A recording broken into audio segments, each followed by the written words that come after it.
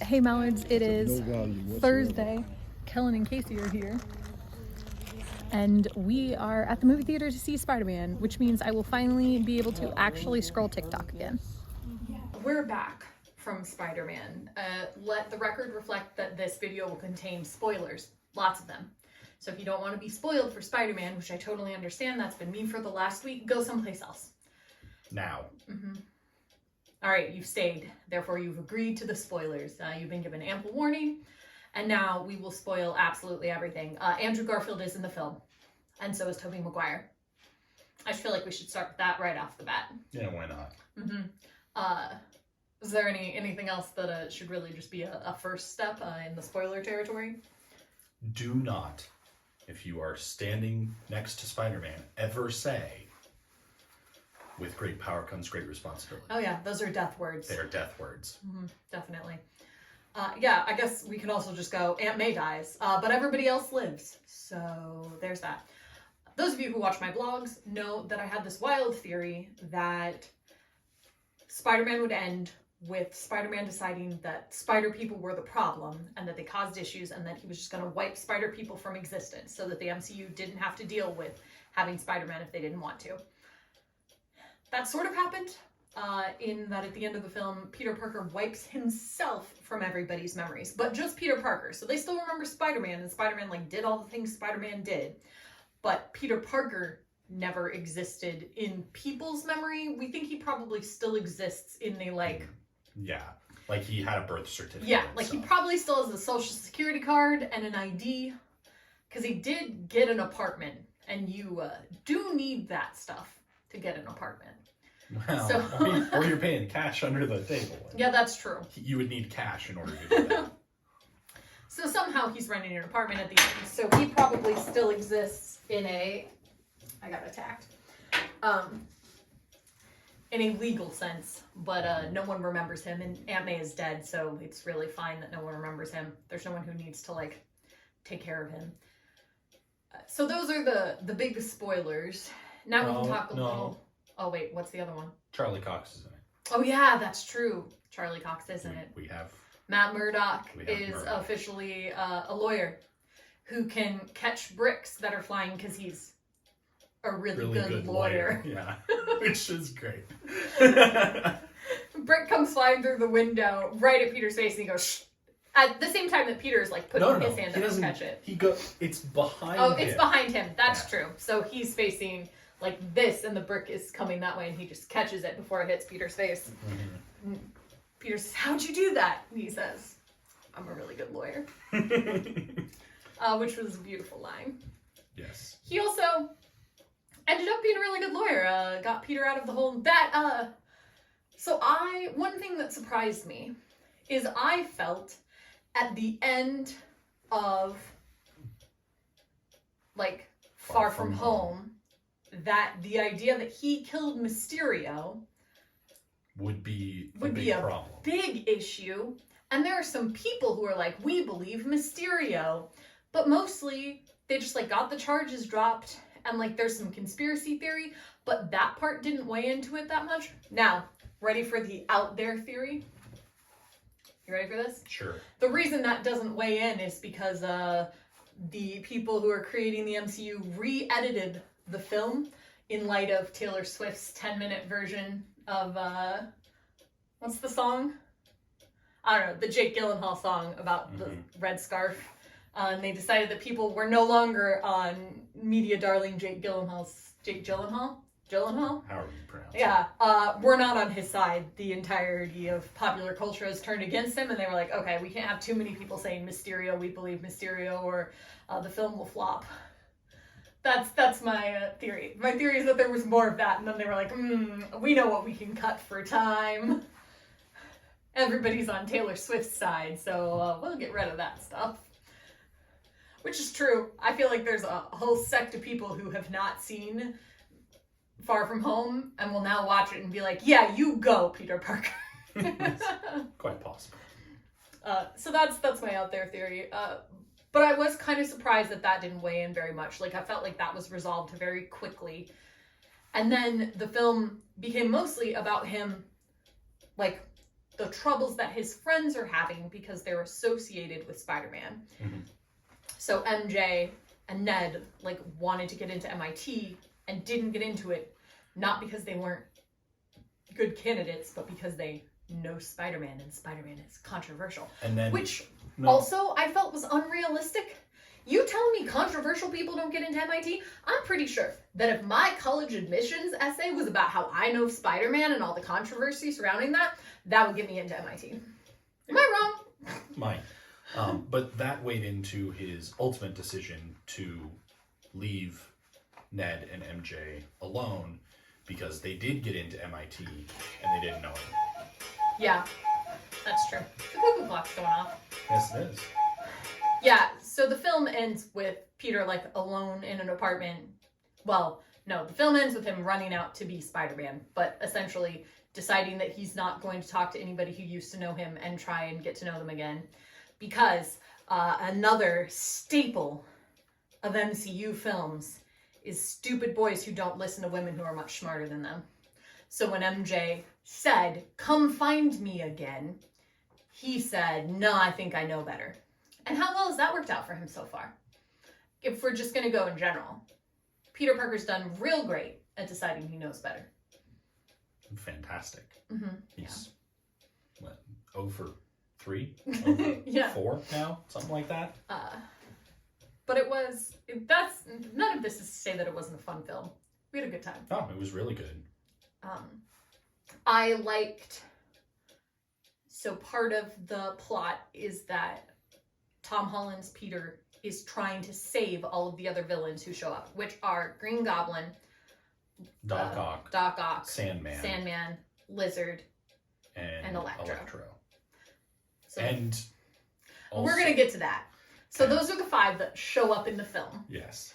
And are running around, and he finds out that the reason they like ended up in this universe is because they died fighting Spider-Man in their universes, which, wow, I didn't realize the body count was that high in the other Spider-Man films.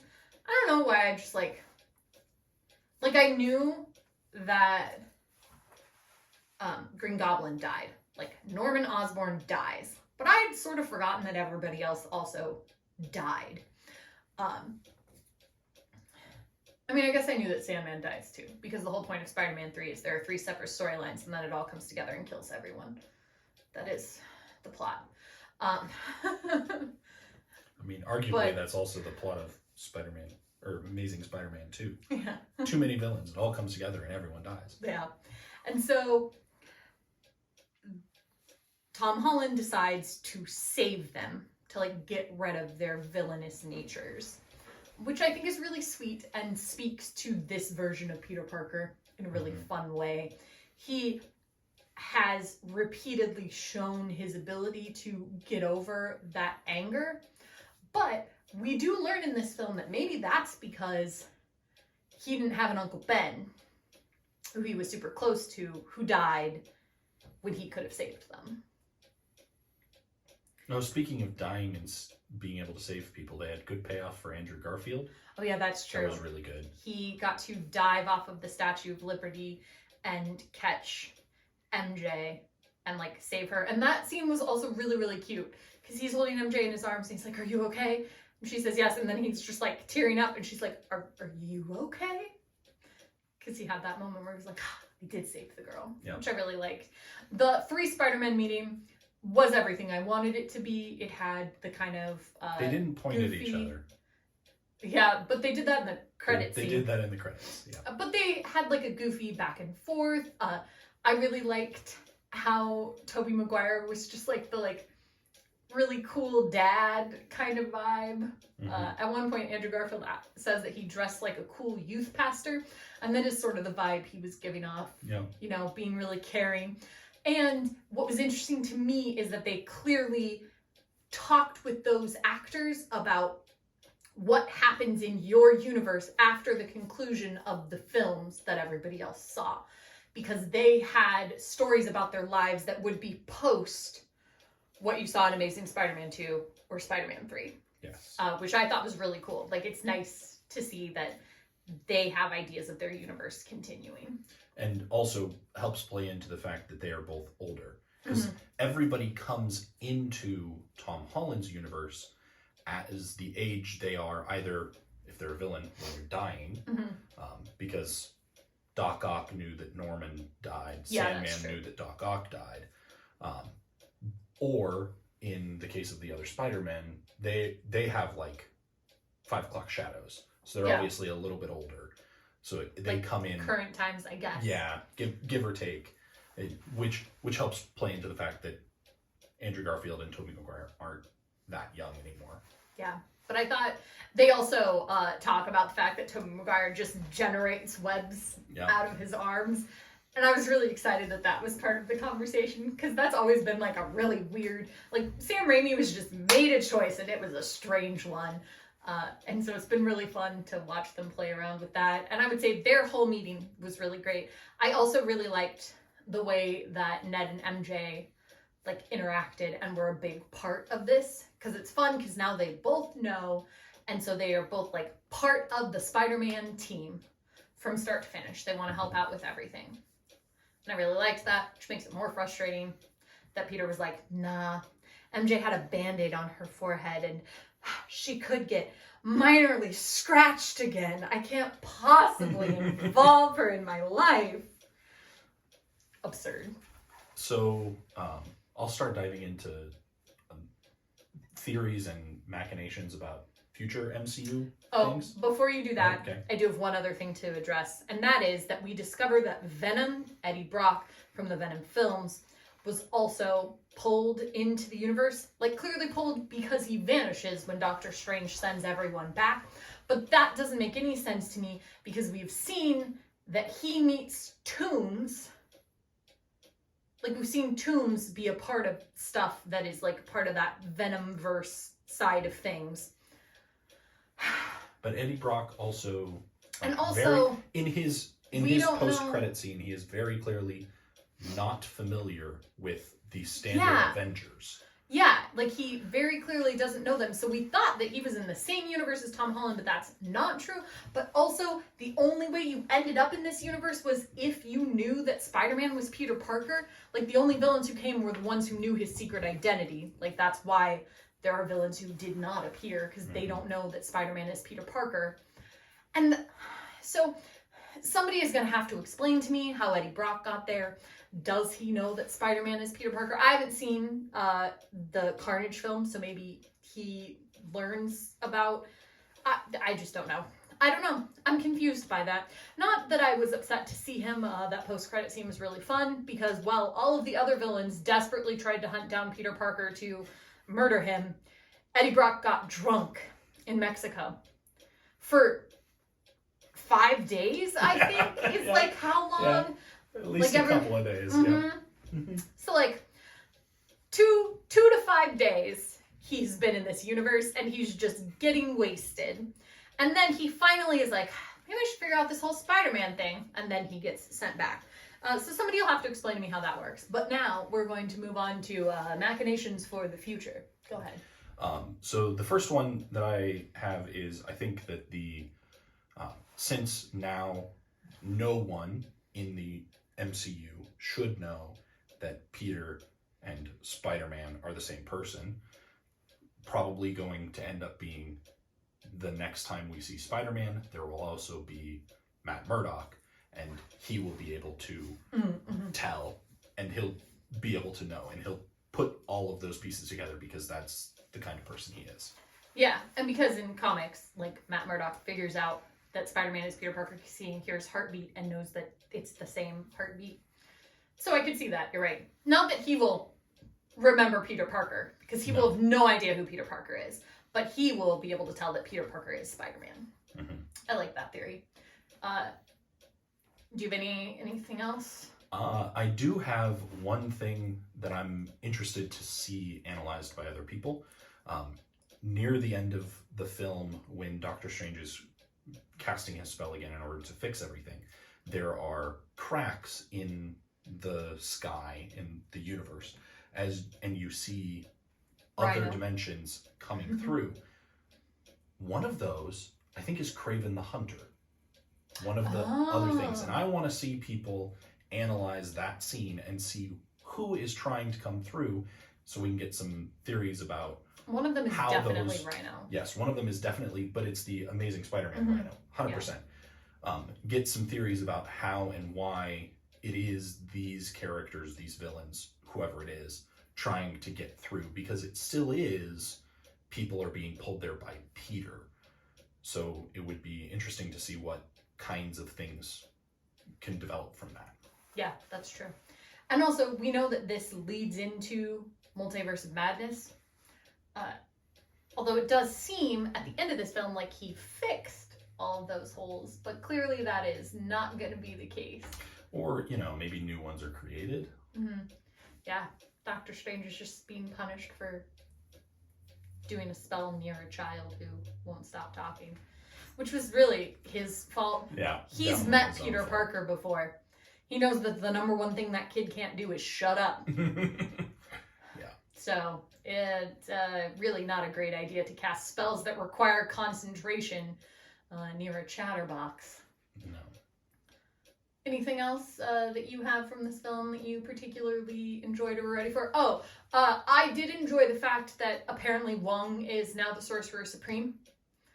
And we learned that when Peter showed up to get Doctor Strange's help, he was like, yeah, it's a technicality, because I guess I was gone for 5 years. And I really enjoyed that. And also, that had never occurred to me. Yeah. That Doctor Strange would no longer be the Sorcerer Supreme, because they would need a Sorcerer Supreme for 5 years when he was gone. Mm-hmm. We don't think about the blip a lot. No. But we're getting the opportunity to now. Yes. J.K. Simmons, fantastic as always. As J. Jonah Jameson. J. Jonah Jameson was perfect. Terrible, and I loved him. Perfect. Let's see. No, I think that's... We learned that MJ's last name is actually Watson. She's Michelle Jones Watson. Hyphenated. Yeah, but she doesn't use Watson. She goes by Jones. So we don't know what the story is there, but that is kind of interesting. Anything else? The film was really fun. I had a great time. I think it was a very good MCU film. Yep. It felt... The other Spider-Man films have felt a little bit, pulled away in different ways. And I feel like this carried just a lot of the things that I expect from the MCU. And the pulling in of the other Spider-Man, I think, was really fun. It really makes... It's a fun way to make Sony's entire, Spider-Man legacy matter moving forward, which I think is really cool. And I also think will encourage some people who are young enough that, the MCU is they only know the current MCU stuff to go back and watch those Spider-Man films, which I think is worth it. It kind of makes Spider-Man 1, 2, and 3 and the Amazing Spider-Man 1 and 2 suggested viewing for the MCU. I don't think there's anything in particular that you won't get if you haven't seen those films. There's nothing that's special, but there's Easter eggs that you can get more. Yeah. But I don't think you're actually going to not understand anything. Yeah, because they do a good job of explaining who all the people are, because our Peter, Tom Holland, knows nothing about those worlds. So it makes sense that they need to explain everything. Other things that I thought were ridiculous but also enjoyable is that they're giving the Statue of Liberty Captain America shield. They also cleaned the Statue of Liberty, which I thought was interesting. Yeah. So that's wild. In Hawkeye, which Kellen hasn't seen, but I told him that this exists, a character says that they want to see the new and improved Statue of Liberty. And that is just a throwaway line in the Hawkeye show, which takes place in New York, and now makes infinitely more sense to me. And was, I believe, in last week's episode, which should have aired after Spider-Man. No. Yeah, because the movie would have come out on a Thursday. Oh, no. So wouldn't have aired after. Aired just before Spider-Man. Interesting. Yeah. But it was fun. We're glad we went. We had a good time. I'm looking forward to what's next. Like, I'm hungry for Multiverse of Madness now. Like, really, really, really ready. I am also pumped for my brother to watch Hawkeye, because you guys know from watching all my reviews that Hawkeye is my favorite of the Disney Plus shows, and I want Kellen to see it. Yeah, well, Hawkeye's your favorite because it has your favorite character in it. I don't know what you're talking about. It was my favorite before that happened. It was my favorite by, like, episode 2. Yeah. I just like it so much more. Fine. All right. And I will see you tomorrow.